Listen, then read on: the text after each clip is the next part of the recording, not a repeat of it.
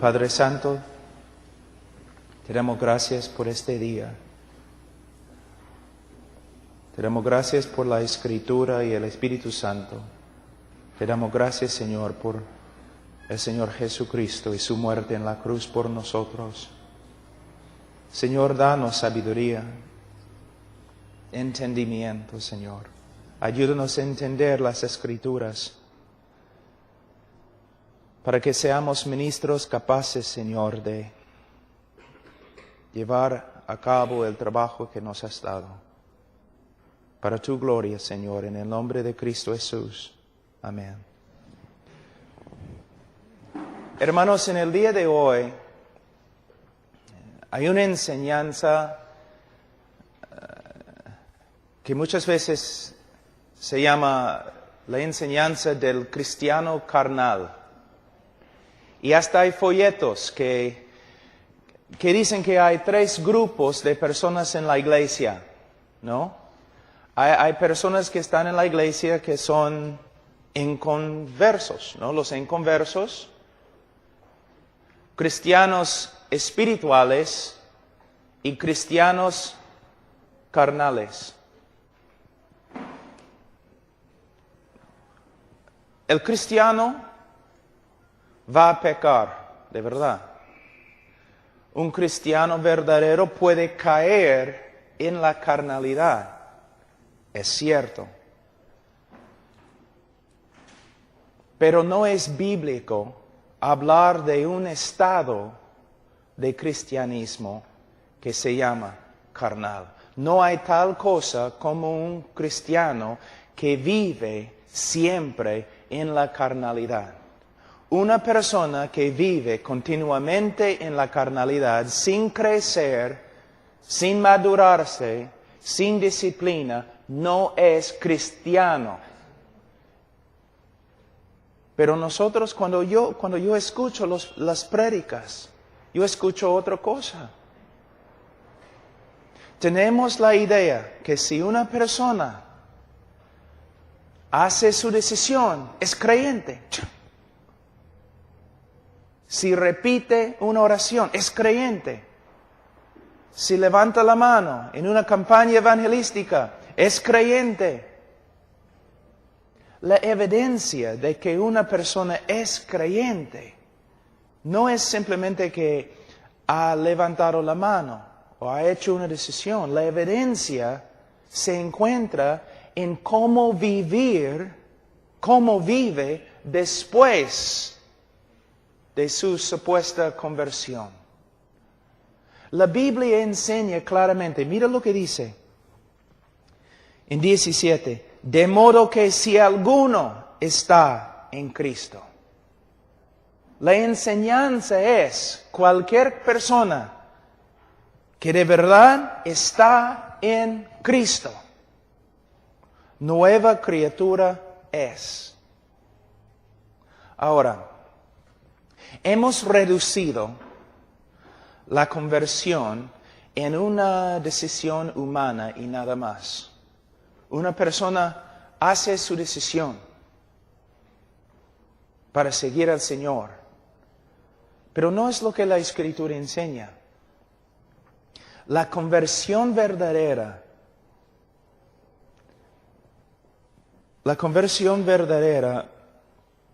es el resultado de la obra regeneradora del Espíritu Santo.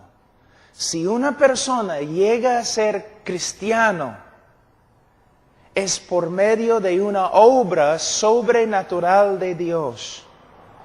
Una persona que llega a ser cristiano ha sido cambiado y ha llegado a ser una nueva criatura, algo totalmente diferente.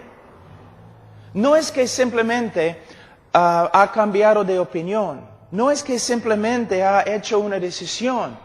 Ontológicamente. Hay una palabra,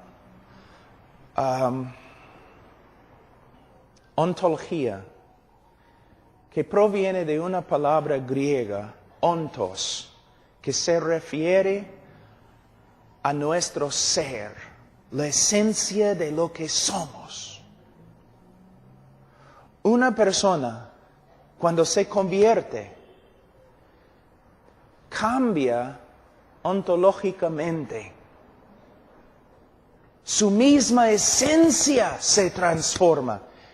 El hombre que llega a ser cristiano de verdad se transforma de adentro, su naturaleza cambia.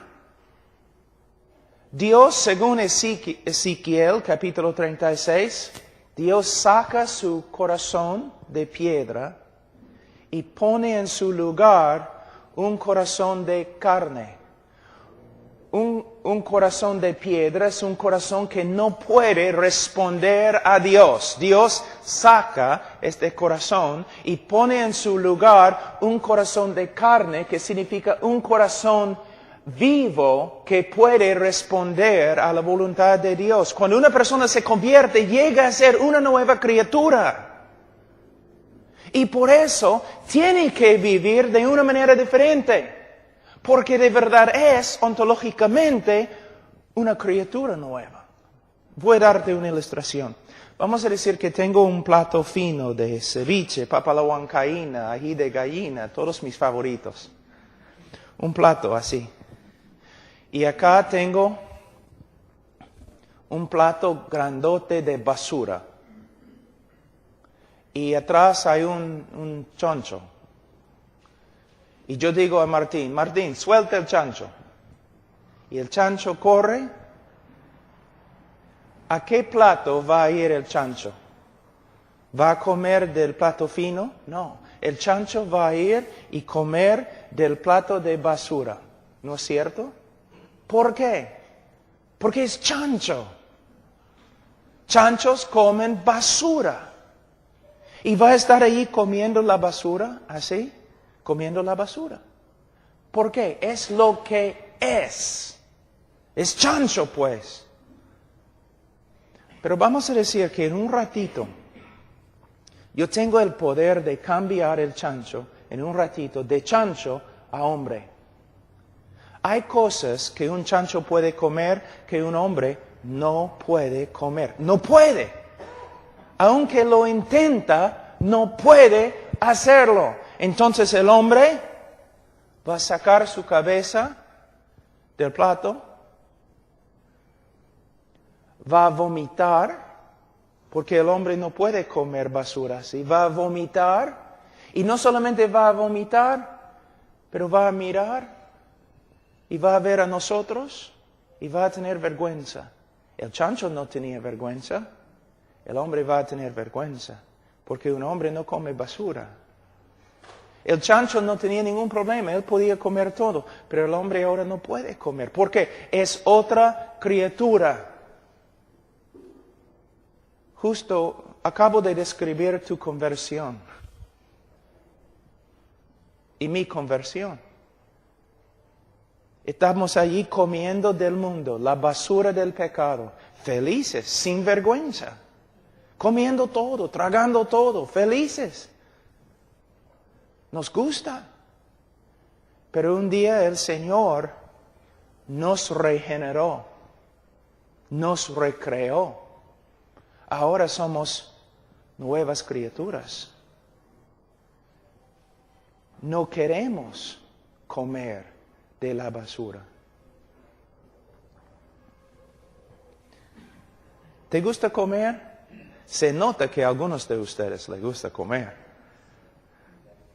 ¿Te gusta comer? Entonces voy a poner acá un plato muy fino de un ceviche, pero de Sullana, pues, de mero, ¿no? Entonces cada uno de ustedes, especialmente hermano Zacarías, ustedes van a ser tentados.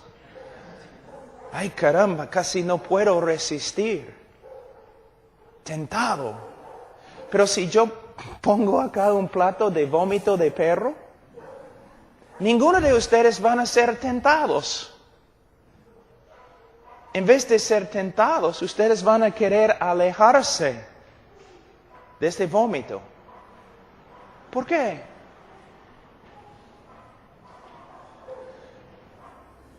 El problema, uno de los problemas más grandes en el cristianismo en el día de hoy es que hemos dejado de ver la conversión correctamente. Vemos la conversión como solamente una decisión humana y no podemos ver, es una obra creativa, recreativa de Dios. Algo sobrenatural sucede. Somos diferentes. ¿Cómo puede ser? Algunos de ustedes tienen testimonios igual como el mío. ¿Cómo puede ser que soy un hombre inmoral, totalmente inmoral, un borracho, me gustó ir a las fiestas y las chicas y todo lo demás, y en un día, yo estaba allí en la universidad, yo me voy a la biblioteca, personas ellos ya me habían testificado, pero yo estaba allí a solas en la biblioteca y empecé a pensar en lo que escuché de ellos. Caramba. Jesús es el Cristo, es el Hijo de Dios. Murió por mí. ¿Qué estoy haciendo? Señor, sálvame. Voy a seguir a Cristo. Totalmente diferente. El próximo día estoy ahí en la universidad, no tomando, sino yo estoy ahí parado en la vereda predicando. ¿Qué pasó? ¿Una decisión humana? En un ratito había un cambio. Las cosas que yo amé, ahora aborrezco. ¿Cómo puede ser? ¿Una decisión humana? Algunos de ustedes eran drogadictos, fumando pasta un día. ¡Pum! No es que tengo que resistir la pasta, no, es que no quiero. ¿Qué pasó? Es una obra recreativa de Dios. La salvación es una obra sobrenatural, pero nosotros hemos reducido esta obra divina a nada más que una decisión humana que no tiene poder. Y una persona puede ser salva entre nosotros supuestamente y nunca cambia. Nunca cambia. Mira, la obra de Dios en la salvación es más grande que la obra de Dios en la creación del mundo. ¿Te das cuenta? Mira, el mundo fue creado ex nihilo, de nada. Ex nihilo, es una frase latina. El mundo fue creado ex nihilo, de nada. De la nada. Pero en la salvación es una obra aún más difícil, porque Dios crea no ex nihilo, de la nada, sino usando una masa corrupta.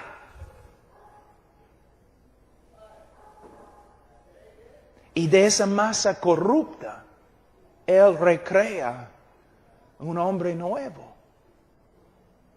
Entonces, ¿los cristianos pecan? Sí. ¿Los cristianos pueden caer en pecado? Sí. ¿Los cristianos pueden caer en carnalidad? Sí. ¿Pueden quedarse allí como estilo de vida? No. Pero mira cómo aconsejamos a las personas. Una persona hace su decisión con nosotros y luego no cambia y vive en pecado. Y los pastores mayormente un pastor va a él y dice, hermano, eres creyente. Yo estaba allí cuando recibiste a Cristo, eres creyente, pero no estás viviendo como creyente. No vas a tener recompensa en el cielo. Tú tienes que empezar a vivir como creyente. Eso está mal. No es lo que la Escritura enseña.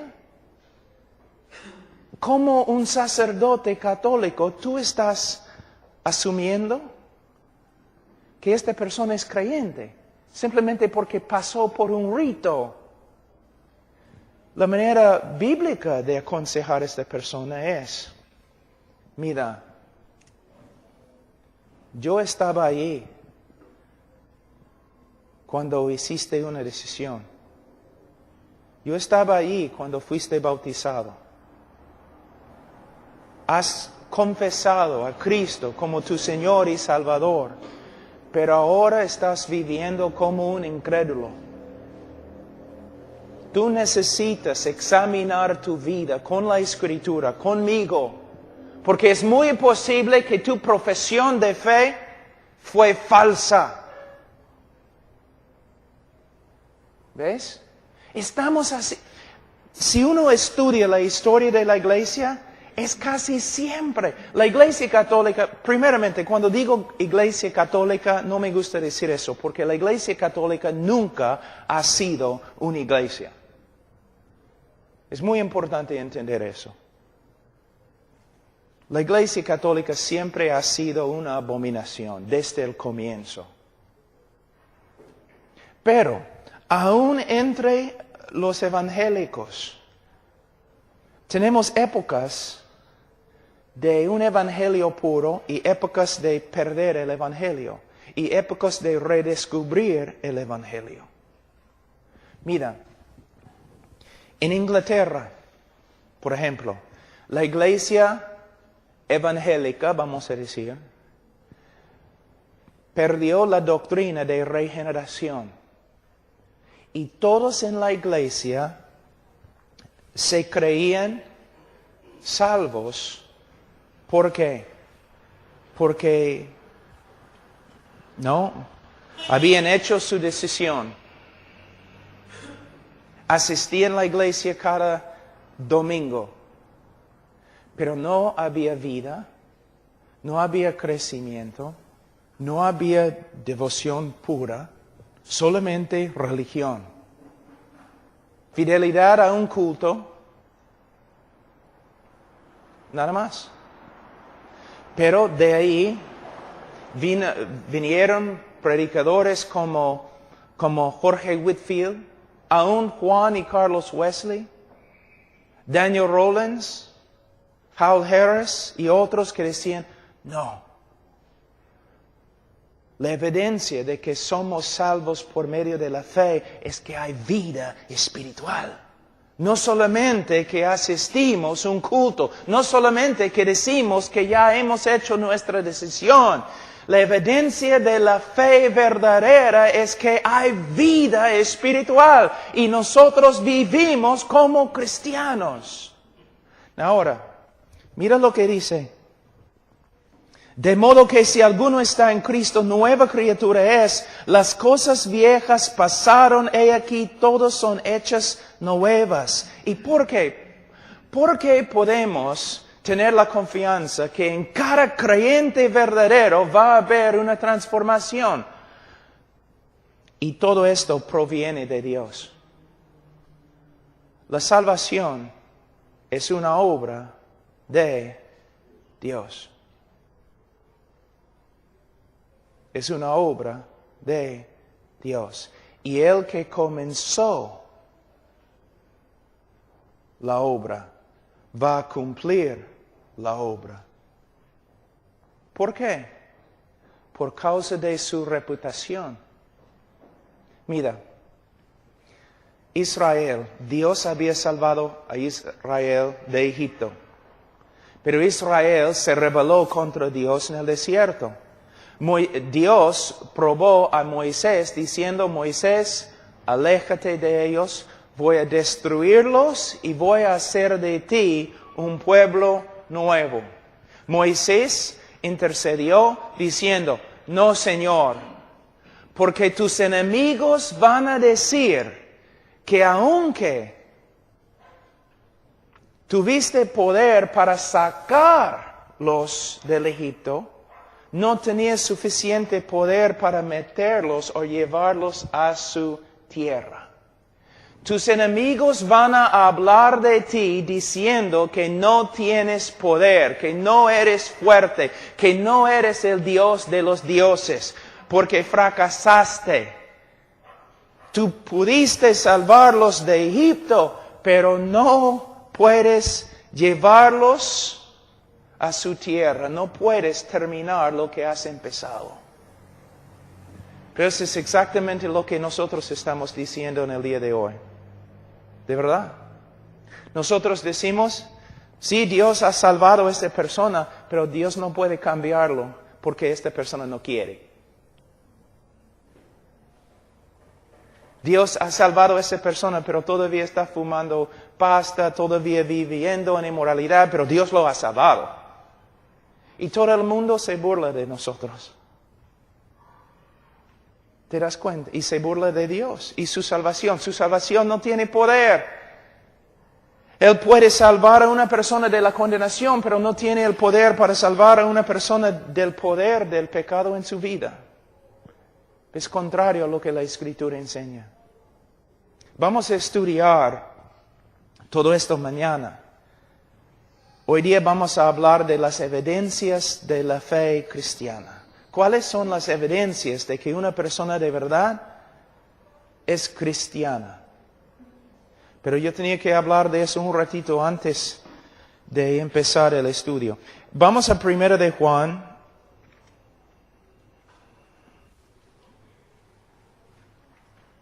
Capítulo 5.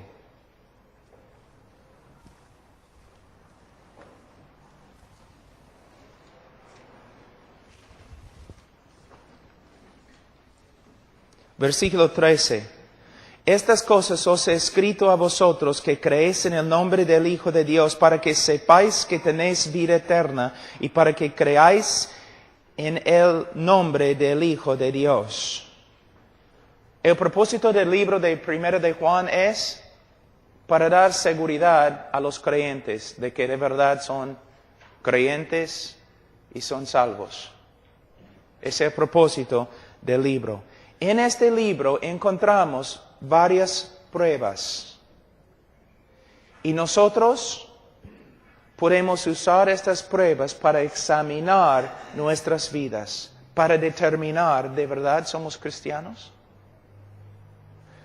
Ahora, guarda tu sitio en 1 de Juan y vamos a volver un ratito a 2 Corintios, pero capítulo 13.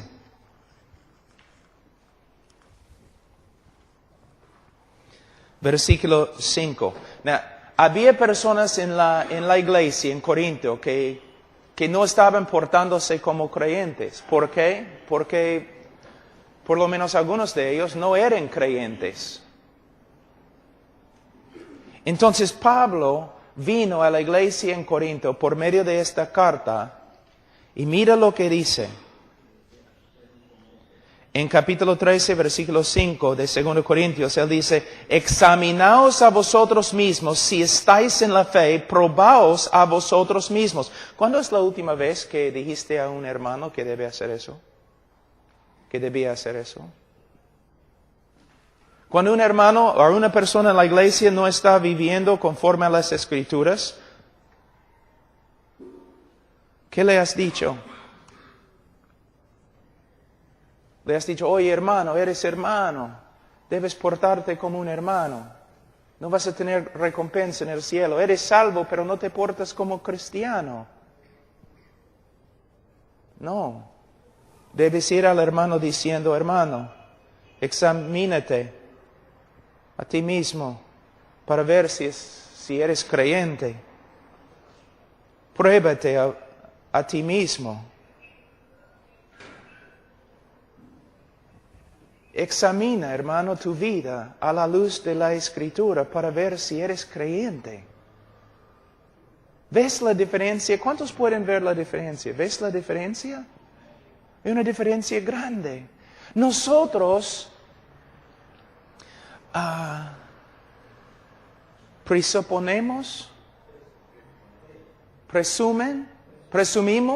que la persona es creyente.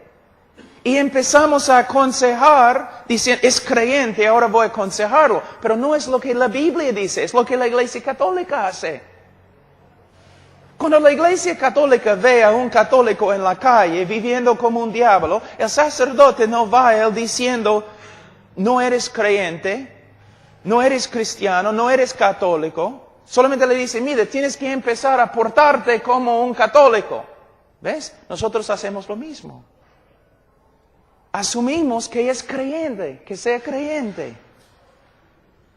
Cuando lo que debemos hacer es mirar su vida y decir, no estás viviendo como creyente. Es muy posible que no seas creyente. Examínate a la luz de la Escritura para ver si eres salvo.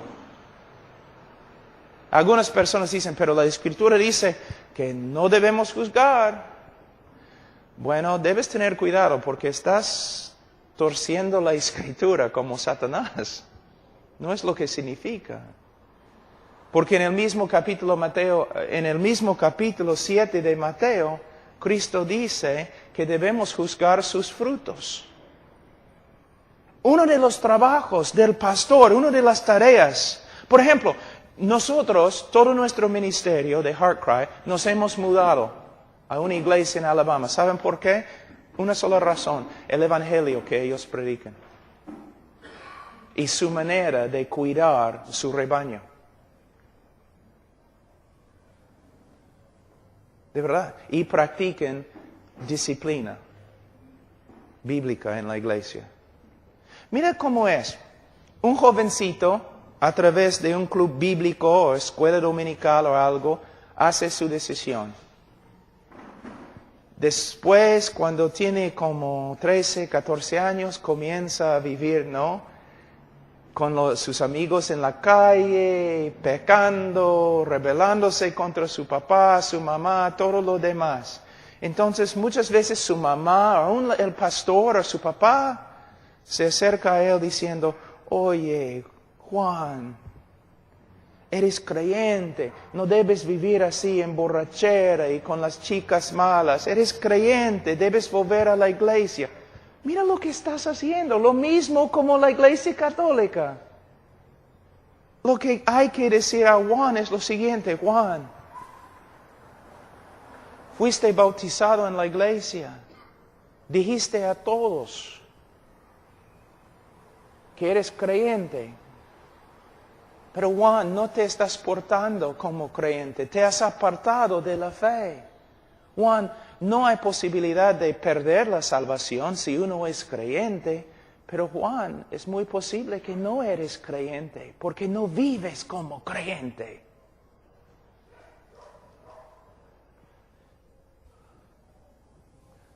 Mira, vamos a decir que voy a la sierra por la carretera central donde hay llamas. Y como gringuito yo digo, qué bonito, qué bonita vaca. Y tú dices, Pablo, no es vaca, es llama. No es vaquita, ven vaquita. No, Pablo, no es una vaca, es una llama. Pero no es una vaca. Pablo, siéntate. Mira, una llama tiene las siguientes características. Una vaca tiene otras características. Este animal tiene características de una llama. No tiene las características de una vaca. ¿Por qué podemos usar lógica así con respecto a los animales, pero los pastores no pueden usar la misma lógica en la iglesia? ¿Habla como creyente? No. ¿Vive como creyente? No. ¿Piensa como creyente? No. Pero es creyente. ¿Por qué? Porque yo estaba allí cuando hizo su decisión, cuando oró su oración, cuando pasó por este rito evangélico mío. ¿Y cuántas personas están en la calle ahora viviendo como diablos, pero se creen salvos por causa de ti y tu manera de evangelizar? Porque tú le dijiste que era salvo. Porque pasó por tu rito evangélico, igualito al sacerdote católico, que dice a todos los peruanos que son salvos porque una vez en su vida fueron bautizados como niños. ¿Te asusta? Debe asustarte.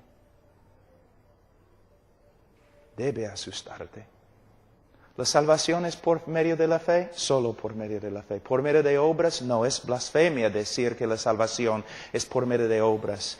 Pero nosotros hemos reducido el Evangelio y la invitación a nada más que un rito evangélico que es la hermana del rito católico. Y hay un montón de personas que se creen evangélicos, que están cometiendo fornicación constantemente, están viviendo en inmoralidad y todo lo demás, pero se creen salvos por causa de nuestras prédicas. Es así. Y si tú dices no, entonces vamos a volver a la escritura, pero también vamos a volver a la historia de la iglesia. Vamos a volver a los padres, los bautistas tempranos, y vamos a comparar nuestra manera de evangelismo con ellos. Y vamos a ver algo completamente diferente. Porque cuando ellos predicaron, ellos también dijeron, la invitación es arrepiéntete y cree en el Evangelio. Y la evidencia de que has creído es que tu vida cambia, porque si alguno está en Cristo, nueva criatura es. Y si tú te dices cristiano, pero no cambias, entonces examínate a la luz de las Escrituras para ver si eres creyente.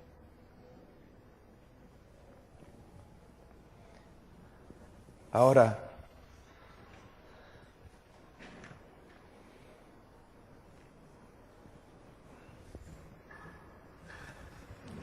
el tiempo vuela. Vamos a ver en 1 de Juan capítulo 5, versículo 13. Estas cosas os he escrito a vosotros que creéis en el nombre del Hijo de Dios, para que sepáis que tenéis vida eterna y para que creáis en el nombre del Hijo de Dios. Entonces, Juan va a darnos, a través de todo el libro, varias pruebas por las cuales, o con las cuales podemos examinar nuestra vida. Pablo dice, examínate, pero ¿conforme a qué? ¿A cuál estándar vamos a examinarnos? El estándar de las Escrituras, y las Escrituras primera de Juan. Entonces vamos a Juan capítulo 1 y vamos a empezar. Juan 1, versículo 5. Este es el mensaje que hemos oído de Él y os anunciamos. Dios es luz y no hay ningunas tinieblas en Él. Si decimos que tenemos comunión con Él y andamos en tinieblas, mentimos y no practicamos la verdad. Pero si andamos en luz, como Él está en luz, tenemos comunión unos con otros, y la sangre de Jesucristo, su Hijo, nos limpia de todo pecado. Ahora, ¿qué está diciendo? Well, primeramente necesitamos entender lo que significa Dios es luz. Mayormente cuando pensamos en este texto, pensamos, bueno, Dios es santo. No hay pecado en Dios. Y bueno, es cierto, Dios es luz, no hay pecado en Él. Pero Juan también tiene otro significado aquí. Había un grupo que después llegó a llamarse los gnósticos. Y la raíz de ellos están aquí. Era un grupo de herejes terribles. Y ellos enseñaron que Dios no era luz, sino Dios era oscuro, misterioso. Tenemos una palabra esotérico, que uno no puede conocer a Dios. Es un misterio. Y solamente algunos, ¿no? Algunos maestros bien altos y espirituales pueden entender. Los demás no pueden entender. Pero Juan viene y dice, no, Dios no es esotérico, no es oscuro, Dios es luz. Dios nos ha mostrado, nos ha revelado quién es y lo que es su voluntad. Entonces, cuando la Biblia dice aquí, en 1 de Juan, que Dios es luz, significa que Dios se ha revelado a sí mismo a nosotros y nos ha mostrado quién es, su carácter, y lo que quiere, su voluntad. Entonces, cristianos pueden conocer el carácter de Dios, los atributos de Dios y entender quién es. Y también los cristianos pueden entender la voluntad de Dios para hacer lo que Él quiere. Entonces Dios es luz, nos ha revelado su carácter, su naturaleza y su voluntad. ¿Me entienden, hermanos? Ahora, dice en versículo 6, si decimos que tenemos comunión con Él. En el día de hoy, en la interpretación moderna, en el día de hoy, algunos enseñan que eso está refiriéndose a un creyente que tiene comunión con Dios, ¿no?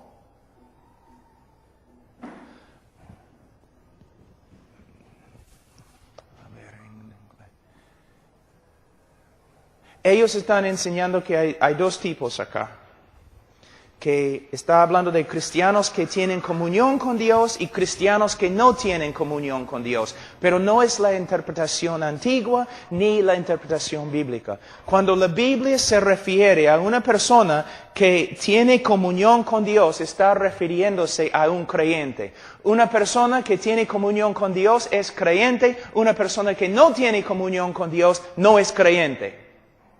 Entonces no está hablando aquí de un creyente que puede tener comunión o otro creyente que no tiene comunión. Sino, si tienes comunión con Dios, eres creyente. Si no tienes comunión con Dios, no eres creyente. Es lo que está enseñando. Entonces, vamos a seguir. Si decimos que tenemos comunión con Él, si decimos que somos cristianos y andamos en tinieblas, ¿qué significa andar?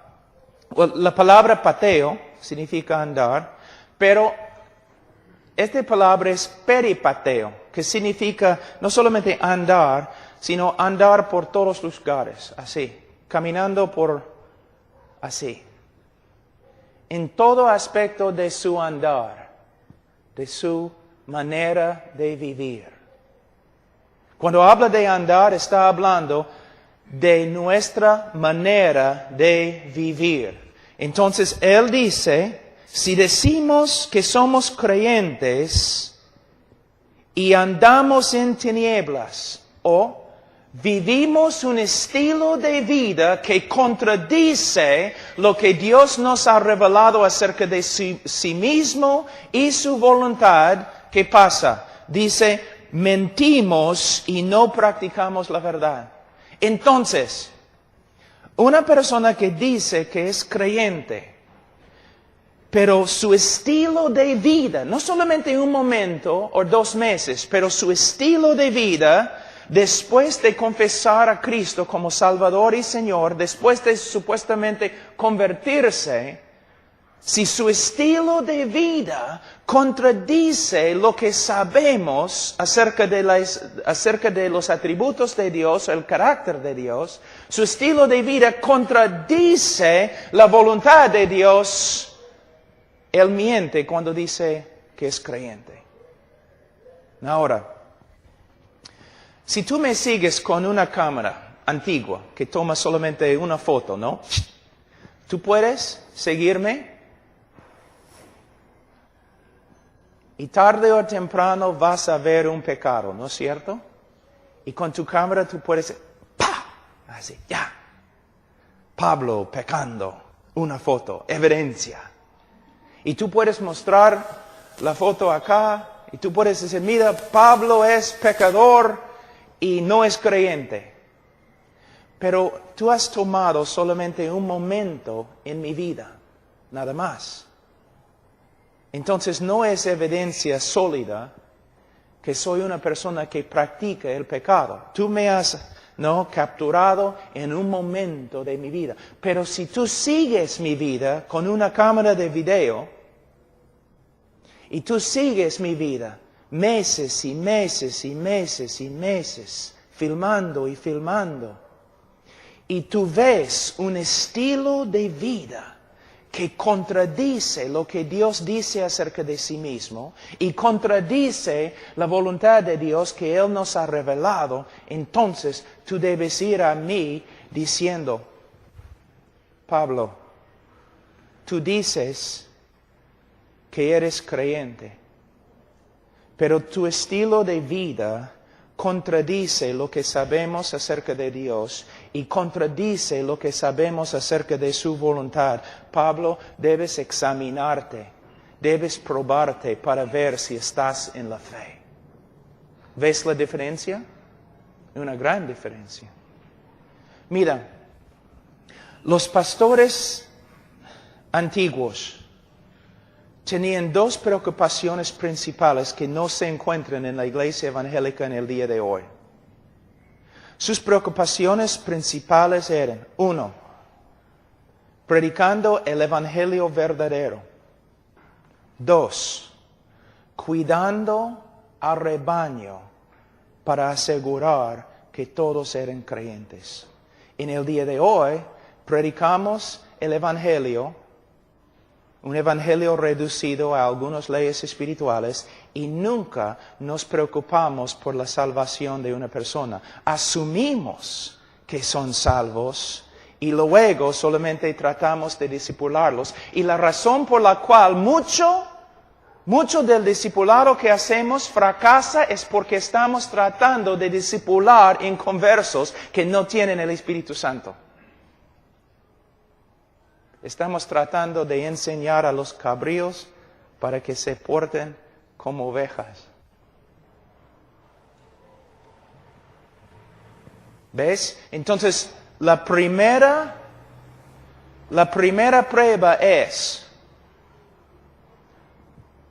si una persona de verdad es cristiana, va a vivir un estilo de vida que se conforma a lo que sabemos del carácter de Dios y la voluntad de Dios. Pero si una persona vive una vida, y mira, como pastor, vamos a hablar como pastor. Si hay una persona en la congregación que fue bautizado, que ha confesado a Cristo como Señor y Salvador, o ha hecho su decisión, y como pastor, estoy examinando su vida, mirando su vida, cuidándole. Es mi trabajo. Y yo veo que su estilo de vida contradice el carácter de Dios y contradice la voluntad de Dios. Yo no voy a ir a Él diciendo, no eres creyente. Pero voy a ir humildemente y decir, mira, aunque confieses a Cristo como Señor y Salvador, y aunque fuiste bautizado como tu pastor, yo tengo que decirte, tu estilo de vida contradice lo que sabemos del carácter de Dios y tu estilo de vida contradice la voluntad de Dios. Tú debes tener bastante miedo. Es posible que ni eres creyente. Esa es la manera de aconsejar de las Escrituras, del apóstol Pablo, de los bautistas tempranos, pero no de los evangélicos ni los bautistas en el día de hoy, porque nosotros aconsejamos más como la Iglesia católica que la Iglesia bíblica. Mira lo que hacemos, la diferencia. Voy a repetir, antes que continuemos, la Iglesia católica asume que una persona es católica, que es cristiana. Y cuando esa persona vive como diablo, ellos todavía asumen que es católica, que es cristiana, y solamente reprende a la persona diciendo, eres católico, debes vivir como un católico. La iglesia evangélica en el día de hoy, iglesia bautista, hace lo mismo. Porque tenemos esta superstición de evangelismo que usamos, de la persona tiene que hacer su decisión. Esta persona oró conmigo, por eso es salva. Tú no sabes que es salvo. Pero nosotros asumimos, ya, hiciste su decisión, es creyente. Pero cuando no vive como creyente, nosotros decimos, igualito a la Iglesia Católica. Eres creyente, pero no estás viviendo como creyente. ¿Cómo sabes que es creyente? Si no se porta como creyente, muy posible no es creyente. Más bien debemos decir, confesaste a Cristo, pero no vives como creyente. Es muy posible que no eres creyente. Examínate, pruébate, conforme a este examen que tenemos en 1 de Juan. Entonces, la primera evidencia de que una persona es cristiana es que anda en la luz. Vive un estilo de vida que se conforma a lo que sabemos de la voluntad de Dios y el carácter de Dios. Ahora, la segunda prueba. Versículo 8. Si decimos que no tenemos pecado, nos engañamos a nosotros mismos y la verdad no está en nosotros. Si confesamos nuestros pecados, Él es fiel y justo para perdonarnos nuestros pecados y limpiarnos de toda maldad. Si decimos que no hemos pecado, le hacemos a Él mentiroso y su palabra no está en nosotros. Ahora, ¿qué significa? Significa lo siguiente. Primeramente, todos los cristianos van a luchar con el pecado. Pero hay una gran diferencia entre una persona que lucha contra el pecado y una persona que vive en el pecado como un estilo de vida. Aquí tenemos otra evidencia del cristianismo verdadero. El cristiano verdadero, cuando peca,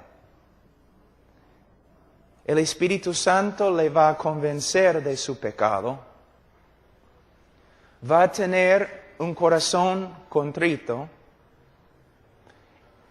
va a arrepentirse y va a confesar su pecado. Una de las evidencias más grandes de que una persona es cristiana no es que sea sin pecado, sino cuando peca. No puede vivir con su pecado, sino tiene que arrepentirse y confesar su pecado. ¿Me entienden, hermanos?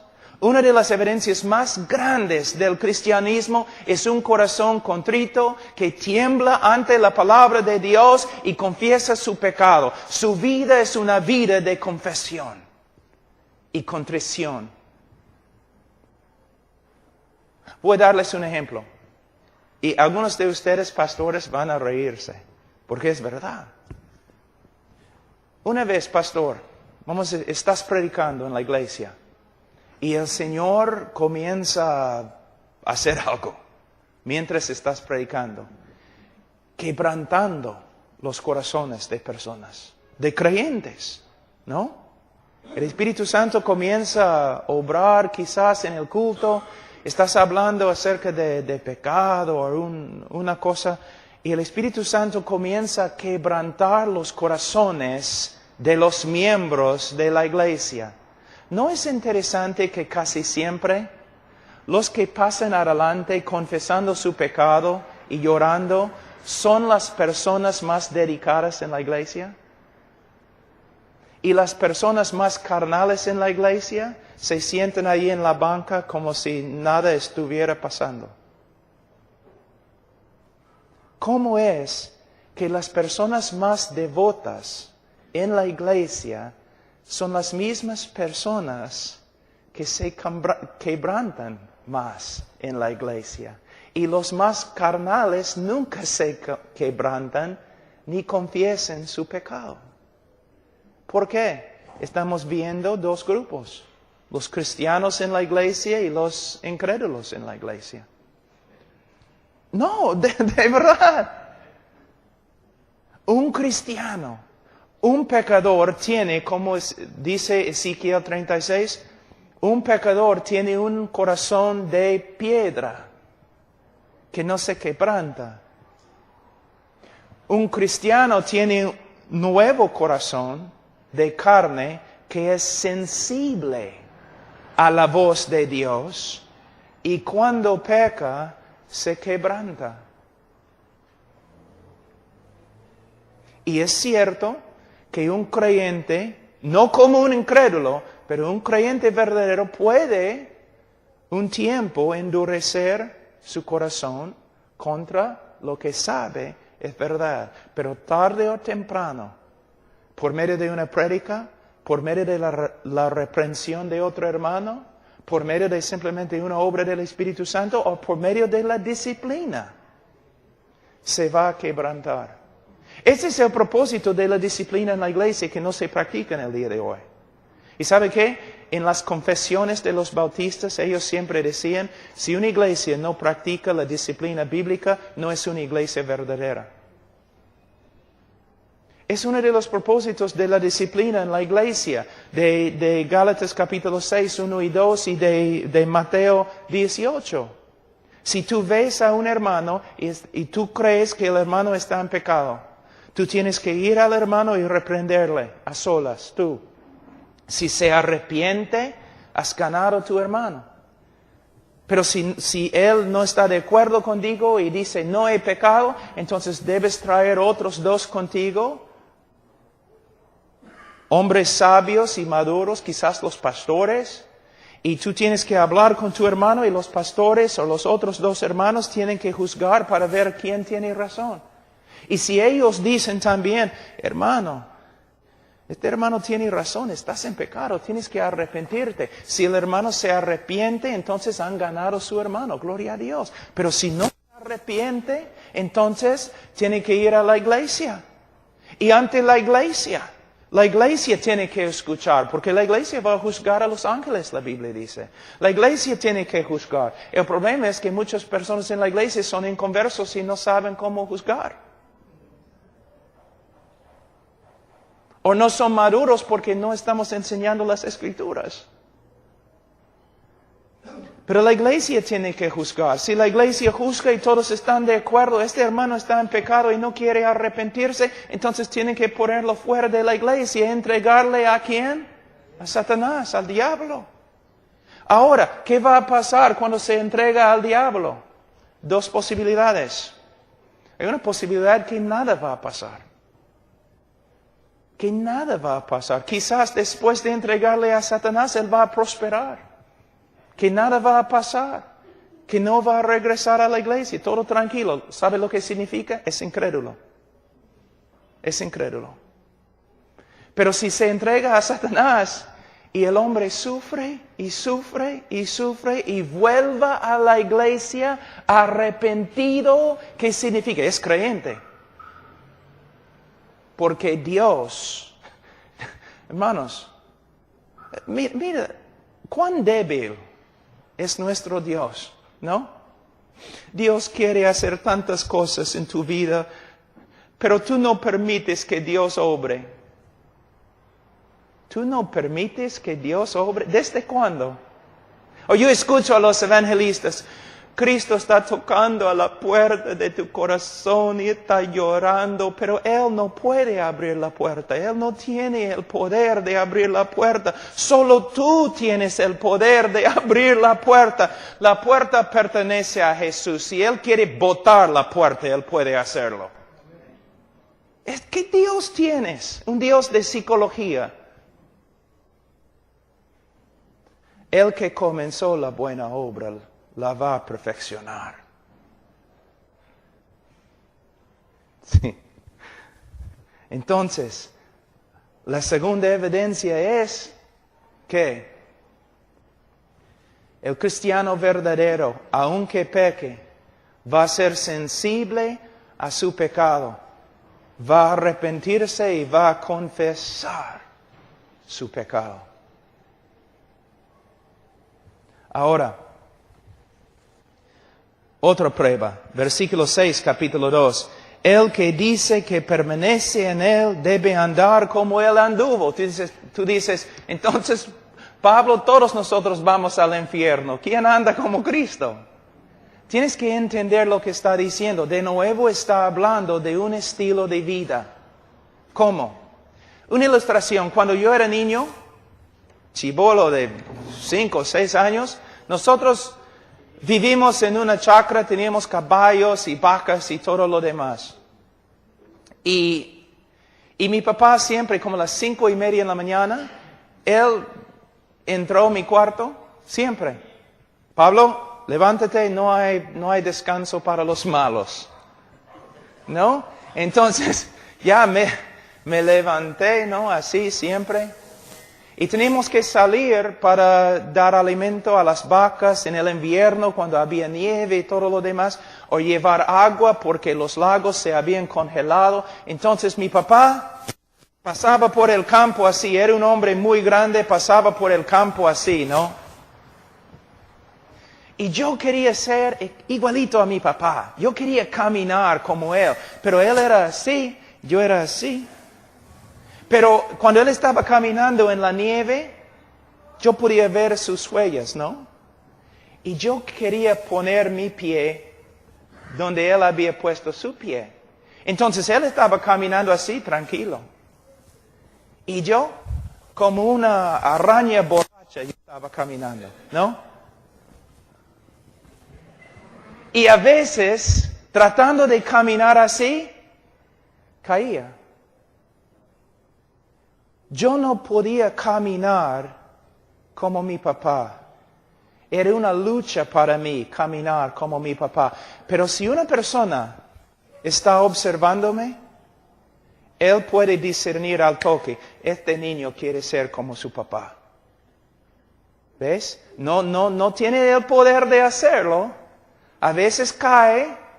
Pero se nota que este niño quiere ser como su papá. A pesar de sus fracasos, a pesar de su incapacidad, su impotencia, él quiere ser como su papá. Entonces, si tú tienes una persona en tu iglesia y no se nota nada de discipulado, sus deseos, él quiere ser como los mundanos, él quiere ser rico, él quiere no sé, tener fama entre los incrédulos y todo lo demás. ¿Qué significa? No conoce a Cristo quizás.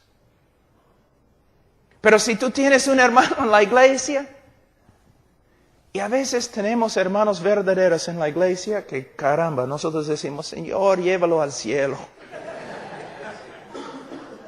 Es un desastre, Señor. Pero se nota, a pesar de todo, se nota de verdad, este hombre quiere ser como Jesús. No es tan inteligente como los demás. Sería más fácil discipular un burro. Pero de verdad se nota. Hay una realidad de Dios en su vida y Él quiere ser como Dios, como Cristo. Él quiere andar como Él. Pero ¿cuántas personas se dicen cristianos? Pero ellos quieren ser como los futbolistas, como los estrellas de cine, como todos esos hombres de negocio y fama. Esta enseñanza es muy, muy buena, especialmente para los jóvenes. Joven, tú dices que eres creyente. Tu manera de hablar, tu manera de caminar, tu manera de vestirte, se nota que quieres ser como el mundo. Es muy posible, es porque eres del mundo. Entonces, la primera prueba, aquí vamos a terminar y vamos a seguir después, pero la primera prueba es un cristiano verdadero, como un estilo de vida, va a vivir de una forma que se conforma al carácter de Dios y se conforma a la voluntad de Dios. También un creyente verdadero va a tener un corazón sensible al pecado y tarde o temprano se va a arrepentir de su pecado y confesarlo. También, él que es cristiano verdadero va a andar como Cristo anduvo, que significa se nota en su vida un deseo real de ser como Cristo, de portarse como Cristo, de imitar a Cristo. ¿Ok? En la próxima lectura que doy vamos a hablar de más pruebas. Y la ventaja, hermanos, ustedes pueden abrir la Biblia con una persona, un miembro de la iglesia que no anda como creyente.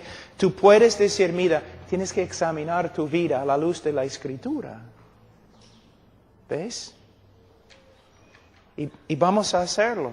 Hermano, ¿andas como un estilo de vida conforme al carácter y voluntad de Dios? Hermano, ¿eres sensible al pecado? Hermano, ¿el deseo de tu corazón cómo es? ¿Andar como Cristo? Y si la persona dice, sí, es el deseo de mi corazón y tú no puedes saber lo que está dentro de mi corazón, tú puedes decir, yo no necesito saber lo que está dentro de tu corazón porque lo que está dentro de tu corazón está saliendo cada día en tu comportamiento. Nunca permitas que una persona diga, pero pastor, tú no sabes lo que está dentro de mi corazón. Porque tienes que responder, no tengo que hacerlo. Porque Cristo dijo, los conoceréis por sus frutos.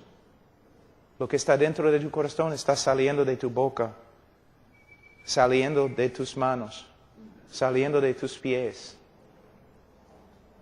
Todo lo que necesito saber acerca de ti, yo puedo saber acerca de ti por medio de observar tu vida. ¿Okay? Vamos a orar. Padre Santo, te damos gracias, Señor. Te damos gloria por todo lo que has hecho. Señor, bendice la enseñanza y, Señor, ayúdanos a entender lo que es el Evangelio verdadero, cómo dar una invitación y cómo aconsejar a los creyentes para que sepan bíblicamente que son creyentes. En el nombre de Cristo Jesús. Amén.